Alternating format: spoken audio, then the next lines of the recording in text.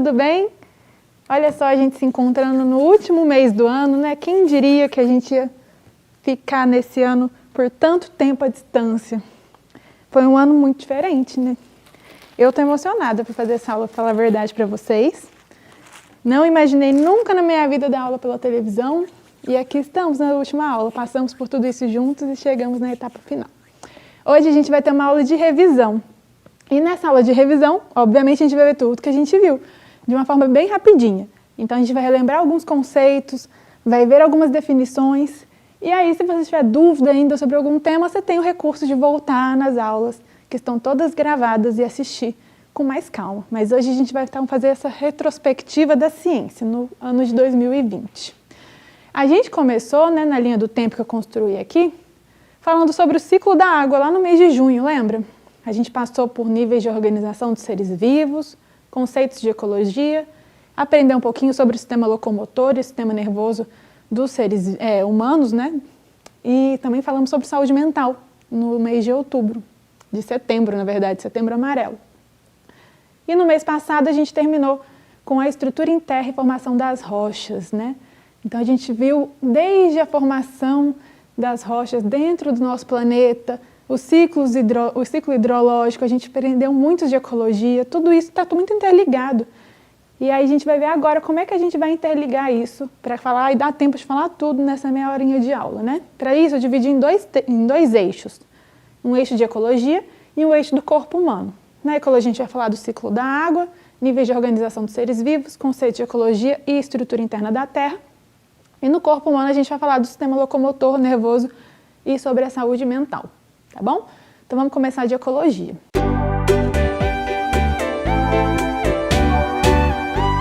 Então vamos começar falando dos níveis de organização dos seres vivos, né? A gente vai falar então desde a primeira unidade de formação até a mais complexa, do simples ao complexo. Vamos começar falando do átomo. Então o que é o átomo? O átomo é uma unidade que forma matéria. Toda a matéria, desde o meu corpo, o celular que você usa, computador, televisão, qualquer tipo de matéria existente, sendo animado ou não, ou seja, tendo vida ou não, é composto por átomos, tá? A junção de várias moléculas, na verdade uma molécula, ela vem da junção de vários átomos. Então a gente vem aqui na segunda parte dos nossos níveis, né? É molécula. O que é a molécula? É a formação, é a junção de vários átomos. Uma organela é o que então? A organela é a junção de várias moléculas. Um exemplo de organela, aqui tem a mitocôndria na imagem, que é a molécula responsável pela respiração da célula. E aí eu tenho uma célula. Então o que é uma célula? É a junção de várias organelas. Dentro de uma célula tem a organela que faz respiração, a organela que faz a digestão da célula, a organela que vai controlar o que entra e que sai, né? Então tudo isso forma uma célula. E o tecido é nada mais nada menos do que a junção de várias células. A gente vai indo nesse nível de complexidade até chegar na biosfera, mas vamos com calma. Um órgão, que eu trouxe aqui um osso, mas poderia ser um pulmão, por exemplo, é a junção de vários tecidos. Um sistema, a junção de vários órgãos. Então, se eu falo aqui do sistema esquelético, eu estou juntando vários ossos. Se eu falo do sistema respiratório, eu estou falando dos órgãos responsáveis pela respiração do nosso corpo, né? O pulmão, e também eu posso até juntar o sistema circulatório, fazendo o transporte dos gases, né? Do oxigênio, do gás carbônico. Então, quando eu junto vários sistemas, eu tenho um organismo. O que um organismo é? É um ser vivo composto de todos esses níveis que eu trouxe aqui anteriormente, né? E aí eu tenho um ser vivo, um organismo. Eu sou um organismo, você é um organismo. E quando a gente está junto com outros organismos da mesma espécie que a gente forma uma população. Então aqui eu tenho uma população de hienas. Poderia ser uma população de macacos, poderia ser uma população de alface, tá? Seres vivos da mesma espécie formam uma população. E aí o que é a comunidade? É quando eu junto diferentes tipos de populações, né? Nenhuma população existe sozinha num lugar. Não existe nada no nosso planeta que não esteja interligado com outras espécies, outros componentes. Então, comunidades, a gente vai juntar vários tipos de populações de seres vivos, né? Quando eu junto diversas comunidades com fatores abióticos, eu tenho um ecossistema. Mas espera aí que eu já explico o que é um fator abiótico. Aqui eu tenho, então, um ecossistema formado por árvores, por animais, pela luz do sol que está iluminando esse local, ou seja, é um fator abiótico, né? Pela água que eles estão bebendo. E a diferença entre a biosfera e o ecossistema é o quê? Quando eu tenho vários tipos de ecossistemas, eu tenho uma biosfera. A biosfera também vai juntar fatores bióticos com abióticos, mas ela está numa maior escala, tá? Então, vamos entender o que são fatores bióticos. São seres vivos, né? Os fatores que dependem dos abióticos para viver. Então, tenho aqui nesse exemplo, tenho algas, corais, né? No caso aqui não tem coral, porque aqui é um rio, mas no mar teria coral. Micro-organismos que a gente não vê, mas estão em todos os locais imagináveis do planeta, até nos que a gente não imagina tem. Peixe, grama, aqui eu posso dizer que essa árvore, os patos, todos eles são fatores bióticos, tá? Então, eu tenho fatores bióticos diferentes, né? Eu tenho formas de vida diferentes, né? Bio é vida. Então, quais são as diferenças que existem, a diferença básica que existe entre os seres vivos? Alguma parte deles é autótrofo e outra parte deles é heterótrofo. Autótrofos são aqueles que produzem o seu próprio alimento, não precisam se valer de outros seres vivos para comer, não precisam se alimentar de outros seres vivos. Sozinhos eles conseguem manter ali a energia do corpo deles, como por exemplo na fotossíntese. E os heterótrofos são aqueles que precisam de outros seres vivos para se alimentar, como a gente, por exemplo, né? Então aqui a gente tem os fatores abióticos. Eu falei com vocês lá na aula de ecologia, mas aqui eu explico de novo. A significa sem, né? Um prefixo de negação. Então, sempre na biologia que a gente vê um A antes da palavra, ele está falando que é sem alguma coisa. No caso aqui é sem vida. Então, quais são os fatores das imagens aqui que eu consigo ver que não existe vida? A luz do sol, a água, o oxigênio, o gás carbônico, as rochas, o solo. O solo, inclusive, ele é formado por fatores vivos e não vivos, tá? A gente tem minerais e organismos vivos, mas aqui a gente vai colocar ele como abiótico. Aí, como fator abiótico, a gente pode dividir a Terra em 4 esferas abióticas que são necessárias para que haja vida.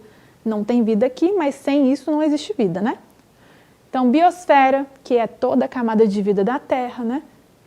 E com fatores bióticos e abióticos. Hidrosfera, que é a camada de água da Terra. Litosfera, que é a camada de rocha e solo.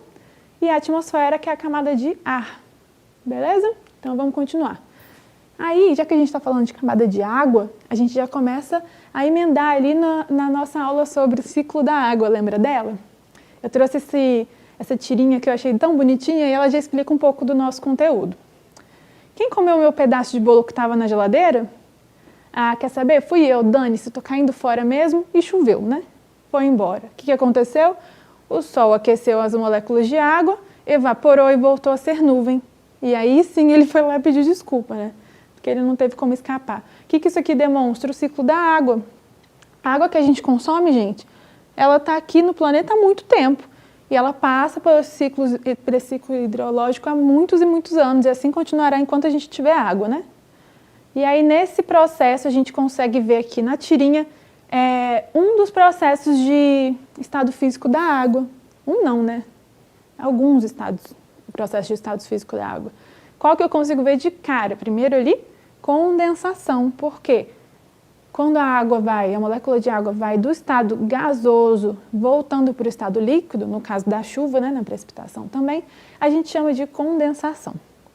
E quando ela evapora, a água estava líquida, recebeu calor do sol, então ela passou pelo processo de vaporização, indo do estado líquido para o estado gasoso.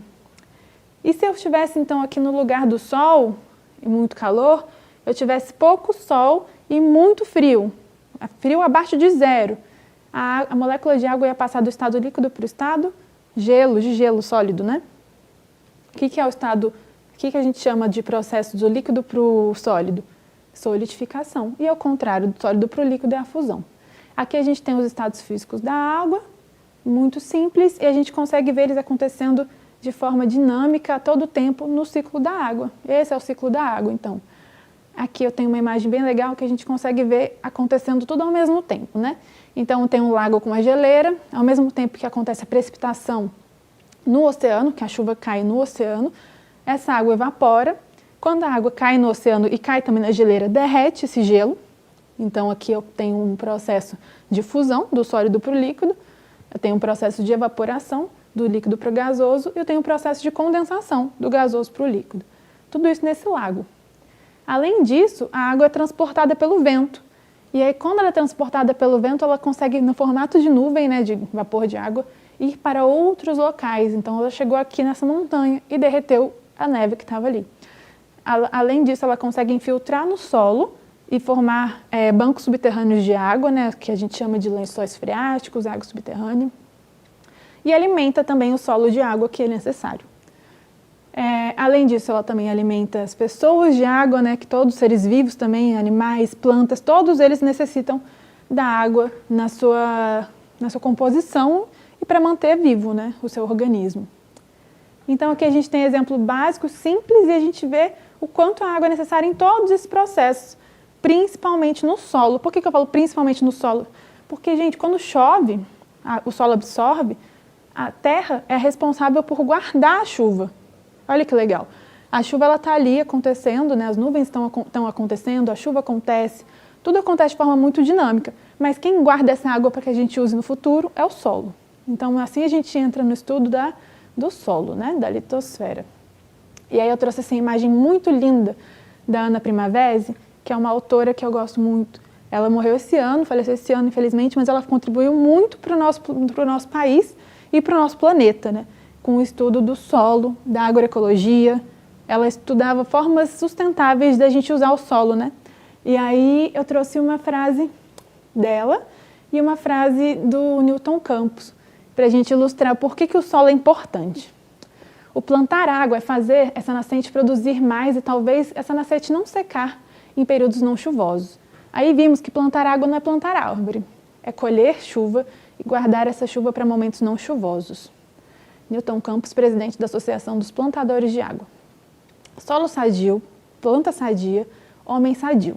Essas pessoas com espírito sadio não destroem sua base vital e o ambiente onde vivem, mas o conservam. Ana Primavesi, que é essa maravilhosa, que trouxe tanto conhecimento para a gente. E uma frase de uma música, um trechinho de uma música que eu gosto muito, da Comadre Florzinha, que também fala sobre a terra. A terra deu, a terra cria. Nascendo em cima da terra, nessa terra de viver. Vivendo na terra, que é essa terra de comer. Porque tudo que vive nessa terra, para essa terra é alimento. Ou seja, tanto o solo quanto os outros ciclos, né, a água, os outros fatores abióticos que a gente tem importância muito grande para que exista vida no nosso planeta. É por conta desse equilíbrio que existe entre eles que existe vida. Mas o mais bonito e mais poético de todas essas frases que eu trouxe é a gente perceber que o solo nada mais é do que nós, só que no futuro, né? Então pense, se o solo é formado por fatores bióticos e abióticos, seres vivos em decomposição, e ao mesmo tempo, para nascer alguma coisa nova, a gente precisa que ele exista, ali é como se fosse o berço e a cova de todos nós, né? Meio poético, meio... Algumas pessoas podem achar que isso é negativo, mas eu acho isso muito poético e muito bonito. Então, vamos entrar agora na composição do solo. Como é que ele é formado, né? O solo ele é formado a partir da degradação da rocha-mãe. Então, aqui embaixo a gente tem a rocha-mãe. Ela vai passar por processos de erosão, de degradação, que pode ser vento, chuva, entre outros fatores. E aí, essa erosão da rocha vai transformá-la em pequenas partículas que vão constituir a parte mineral do solo. Lembra que eu disse que o solo é formado por uma parte viva e uma parte não viva? Essa é a parte não viva, né? A desintegração da rocha. Então, todos os minerais que vieram desta rocha vão compor este solo. Se essa rocha, por exemplo, for um granito, ele vai ser composto de minerais de quartzo, feldspato e de mica, que são os minerais que formam granito. E além disso, aqui eu tenho todos os seres vivos que passaram por esse solo, morreram nesse solo e se decomporam nesse solo, formando a parte viva do solo. Além disso, eu tenho o quê? Animais que vivem no solo, micro e macro, né, vida. Então, eu tenho aqui, por exemplo, minhocas, insetos, fungos, bactérias, protozoários, tudo isso compondo a vida do solo. E aí a gente tem diferentes horizontes, diferentes camadas, e na última camada, né, ou a primeira, dependendo do referencial, você vai ver aqui onde existe a vida plantada, onde a vida existe, ou então onde a vida não só plantada, eu posso estar nessa camada aqui, você pode estar nessa camada aqui, que é onde a gente vive. Então, basicamente, a gente vai entender que o solo é a degradação da rocha e da degradação dos seres vivos. Aqui eu tenho uma imagem bem bonita do Demis e Lima que mostra diferentes formas de vida que existem no solo. A gente não enxerga, mas a gente tem uma riqueza muito grande de vida no subsolo e elas são muito importantes para nutrir as plantas que a gente come, por exemplo, e para abrigar a água que a gente bebe. Lembra que eu disse que o solo é um grande guardião de água? Nesses vãos entre as rochas, principalmente, é onde fica a água limpa, muito pura, guardada para a gente, porque o solo serve como um filtro que vai limpando as impurezas, tirando as impurezas da água e depositando ele perfeitamente, a água limpinha na parte rochosa. Então, as funções do solo, né? A gente viu agora o quanto ele é importante para que a vida exista e quais são as funções que ele traz para a gente. Olha, tem diversas funções aqui que eu acho interessante a gente abordar.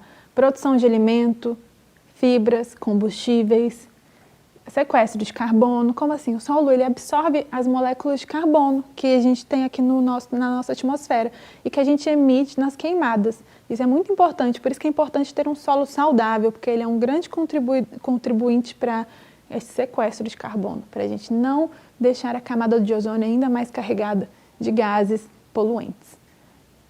Purificação da água e da degradação de contaminantes. Como eu disse, o solo é um grande filtro.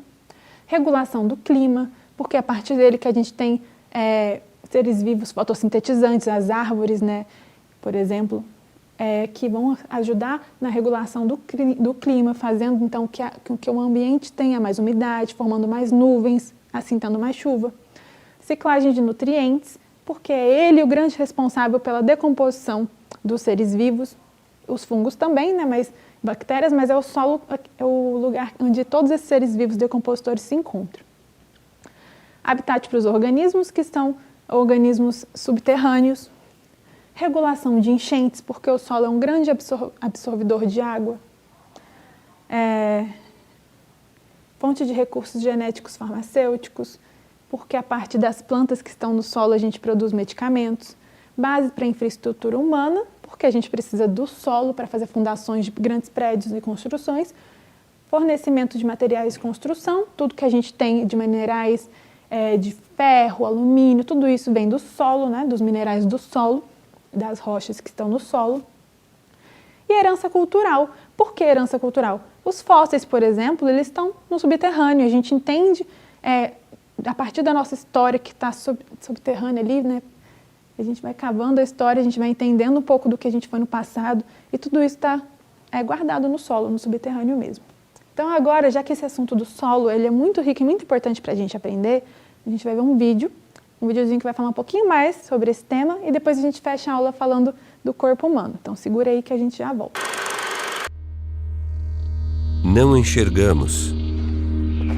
Andamos por cima dele, o pisamos todos os dias. Mas, na verdade, nós precisamos dele, como o ar que respiramos. Já chegou a hora de conversar sobre o solo e já é a hora de proteger o solo. Sem ele, não há vida. Ele nos alimenta e nós somos responsáveis pelo que ocorre com ele. O solo é formado pela lenta decomposição das rochas, através do sol, dos ventos, da chuva, animais e plantas. São necessários 2000 anos para criar apenas 10 centímetros de solo fértil, apenas 10 centímetros em 2 milênios. Solo que nós desgastamos em poucos anos e que é irrecuperável. As florestas e as plantas protegem o solo. Mas a cada ano, 13 milhões de hectares de florestas são desmatadas e se faz uma exploração inadequada da terra. Ademais, vemos a expansão dos monocultivos e da agricultura em terrenos inclinados. Depois da colheita, terrenos são deixados sem proteção ou cobertura, e isso acelera enormemente a erosão. E assim, levado pelo vento e pela chuva, perdemos 24 bilhões de toneladas de solo fértil apenas no ano de 2011, o que equivale a uma perda de 3,4 toneladas por cada habitante do planeta, incluindo as crianças e os idosos. Hoje, danos relacionados à erosão dos solos custam $70 por ano para cada um de nós, um custo de 490 bilhões de dólares em todo o mundo. Uma cifra inimaginável. Nossas cidades também crescem rapidamente. Na Europa, cada ano se transforma em um espaço urbano, uma superfície do tamanho de Berlim. Metade destes solos são selados, um solo onde nada mais poderá crescer. Mas solos férteis são finitos e, portanto, têm um valor incalculável. Investidores e governos já perceberam isso. Uma corrida para os solos ao redor do mundo já começou. A apropriação de terras, frequentemente com meios e propósitos questionáveis. Milhões de hectares de terra mudam a cada ano de dono, com o preço de deixar muitas pessoas sem sustento e famílias desamparadas. Muitos destes são os mais pobres dos pobres. E como não possuem alternativas, acabam por desmatar a floresta porque precisam de terra para sobreviver. Mais do que nunca, precisamos de solos férteis e saudáveis. De acordo com projeções, a superfície agrícola disponível por habitante ano se reduzirá pela metade até 2050. Mas neste momento, 1 bilhão de pessoas irão para a cama com fome todas as noites. 1 bilhão de pessoas já é um número absurdo e serão cada dia mais se nós não distribuirmos o solo de maneira justa ou se não aumentarmos dramaticamente a produtividade sobre cada pedaço de superfície agrícola. Ou se não descobrirmos um segundo planeta. Mas talvez não seria prudente confiar nessa última opção. A problemática do solo e da terra é um assunto que praticamente não prestamos atenção, tampouco os nossos políticos. Nós vemos as prateleiras dos supermercados cheias, acreditando que ficarão assim para sempre. Mas, na verdade, estamos vivendo com um empréstimo a custo do solo e o solo é finito. Estamos tirando dinheiro de uma conta a qual nunca fazemos nenhum depósito. Um dia, essa conta ficará vazia. Terminaremos no vermelho e sem solo.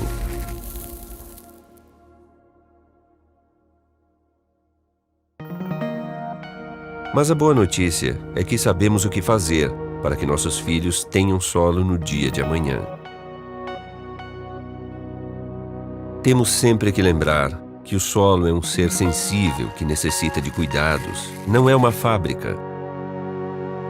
O solo é um direito de todas as pessoas e este direito precisa ser garantido por leis. Nós não podemos nos permitir enterrar debaixo do asfalto nossa fonte de subsistência. A solução está em nossas mãos. Precisamos abrir os olhos e encontrar formas práticas de aplicar nossos conhecimentos para que um dia não percamos o chão debaixo de nossos pés. É muito bom a gente estudar e entender o porquê é importante a gente preservar, né? Porque quando a gente coloca é importante a preservação e não explica o motivo daquilo, fica um pouco sem entendimento, descompassado, fica vazio, fica vago. Então, eu espero que vocês tenham entendido o motivo do qual eu sempre falo da importância da preservação, da sustentabilidade, do uso consciente dos nossos recursos, não só da água, da energia, né, como também do solo, que a gente às vezes deixa de lado, não fala tanto dele. É tão importante, como eu trouxe nas frases dos autores que eu gosto muito, é tão importante a gente preservar o solo porque é ele que traz a vida para a gente, é ele que traz o alimento, é ele que traz o conforto, né, também, porque pensa que a partir dele a gente tem a temperatura, junto com o efeito, com a camada de ozônio, obviamente, mas a gente tem o conforto térmico, um lugar bom para a gente viver, que é o nosso planeta. Então, todos os ciclos biogeoquímicos que existem, da água, do solo, do carbono, se unem em equilíbrio e o planeta fica mais agradável para a gente viver. Por isso a importância da gente ser sustentável e consciente.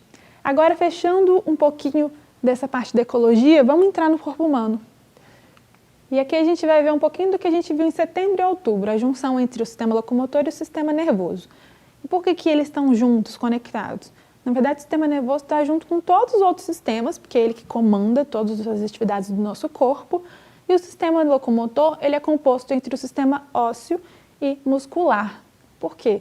Um esqueleto sem músculo, ele não se sustenta da forma devida para a gente conseguir fazer os movimentos. O músculo dá força para a gente, né?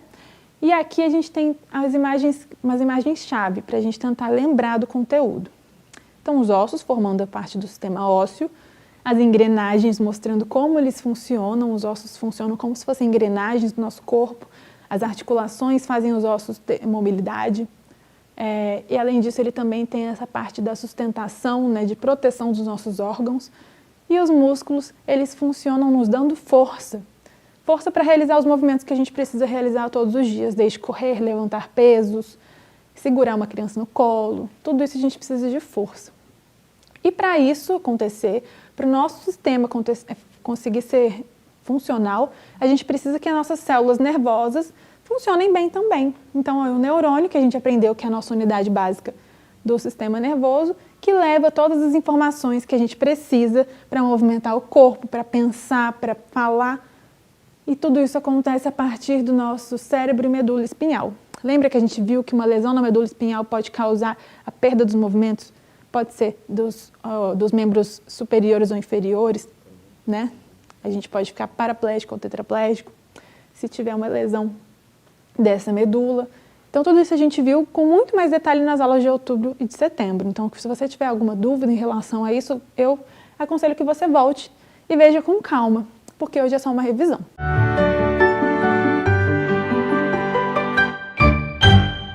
Então, gente, a gente vai fechar aqui no sistema, no nosso corpo humano. Eu falei muito pouquinho dele porque o nosso foco maior era falar de ecologia mesmo. Então, se você tem alguma dúvida, volta nas aulas, vê com carinho e a gente vai se ver talvez no ano que vem, né, para alguns de vocês. Para outros a gente se vê pelas ruas, né, pelas feiras de ciência e nunca se sabe mais pela vida. E eu espero que vocês tenham gostado. Eu fico muito feliz e muito emocionada de ter feito todos esses momentos, essas aulas, esse aprendizado. Foi muito importante para mim e eu sei que foi um momento difícil. Então, eu espero que a gente consiga, com um pouquinho de acolhimento, um pouquinho de carinho, ter uma proximidade maior nessa aula de despedida. E eu fico grata e emocionada por tudo que a gente viveu aqui nas atividades. Tudo isso foi feito com muito carinho para vocês, tá? E é que vocês também se tornem um pouquinho mais de cientistas, porque a ciência ela vem da curiosidade, do estudo, da dedicação, e você já tem tudo isso em um pouquinho mais de sobra, e tem muitos anos de escola para aprender. Estou emocionada, vou chorar, então vou parar por aqui. A gente se vê na próxima, na vida. Um beijo e até a próxima.